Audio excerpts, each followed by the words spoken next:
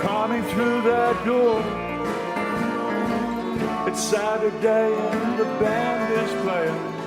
Honey, could we ask for more? From the beginning, it's been an old-fashioned variety show.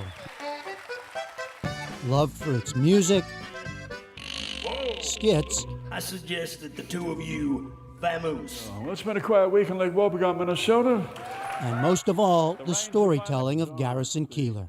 The 4th of July Best Pie in Town contest was won by Marlene, the church secretary at Lake Wobegon Lutheran Church. Keillor's famous tales of life in Lake Wobegon, his fictional Minnesota town, have captivated listeners by the millions. And his work, including writings and recordings, have earned him a National Humanities Medal, a Grammy, and a Peabody. That's the news from Lake Wobegon, where all the women are strong, all the men are good-looking, and all the children are above average. This is where we want to do a Prairie Home Companion. At St. Paul's Fitzgerald Theater, home base to a Prairie Home Companion since the late 70s, we talked of fact, fiction, and the enduring power of his creation. Have you ever stopped to think about why it worked so long, and why especially the medium of radio? I think there's a lot of power in listening to one person talking to you. And this should never be underestimated. There are movies made, enormous amounts of money invested in them, and they're very diffuse, and they're very artistic, and edited and post-produced, and jumping from here to there, and complicated narratives and so on. But one person sitting and talking to you, and you're pulled in ways that technology and art and all cannot. We want to be talked to. We want to be talked to. We do. That was evident at the show's 40th anniversary, held at McAllister College, where Keillor had recorded the very first one. He's just so creative. He's really a treasure. It's live, it's variety, it's different. It's not like everything else you'd see. It's a constant moment of peace in a week. Arnie and Katie Heitoff of Omaha listened to the show on their second date more than 3 decades ago, and they still get emotional talking about it. I will tell her thank you for 36 years of Saturday Night by the Radio, because that's what it is. That's what it is. It's Saturday Night by the Radio. Now 71, he was born Gary Edward Keillor. He grew up in the small Minnesota town of Anoka, his mother a nurse, his father a mail clerk and carpenter. Keillor wrote about sports for the local paper at age 13, attended the University of Minnesota, then going by the name Garrison, and spent time in New York as a young writer. In 1969, he took a job at Minnesota Public Radio.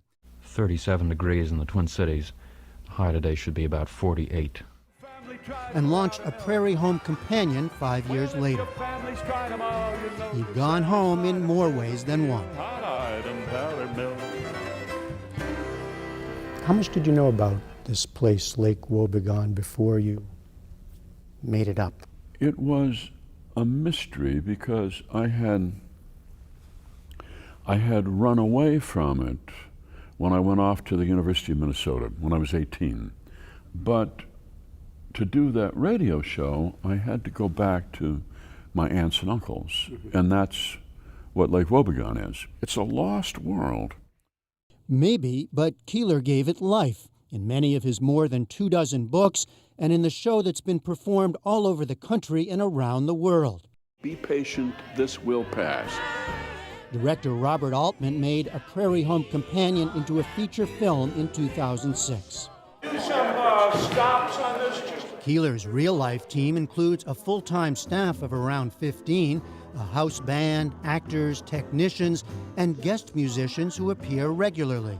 The production is financed through corporate sponsorships, radio station fees, and ticket sales. It's all rehearsed late in the week. It's okay. I think I need something else from you as well. Something with more killer potential. killer potential. Yeah. Oh my goodness, he said killer potential.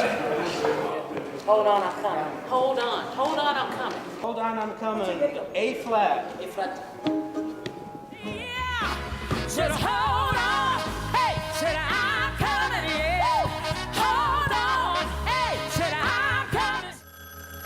Hello? Oh, Dwayne, honey. In the live performance, there are regular characters, like the mom who calls to nag her son. You give up on things so fast. I mean, that's why you've never married, honey. Mom, please, let's you know not... that. And ads for fake sponsors, all brought to you by Keillor's fanciful imagination. No, the Deep Valley bed is the bed that replicates the uterus, which, as you may remember, was not hard. It was very warm. It kind of surrounded you. And so Keillor gets help writing parts of the show, but the news from Lake Wobegon, his weekly monologue, is all his. It was the 40th anniversary of the world's largest pile of burlap bags in Lake Wobegon. So many people come from all over to see this thing.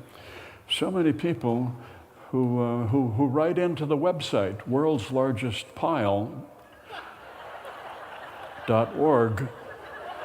You pick up real stories in the course of a week, and you find ways to work them in.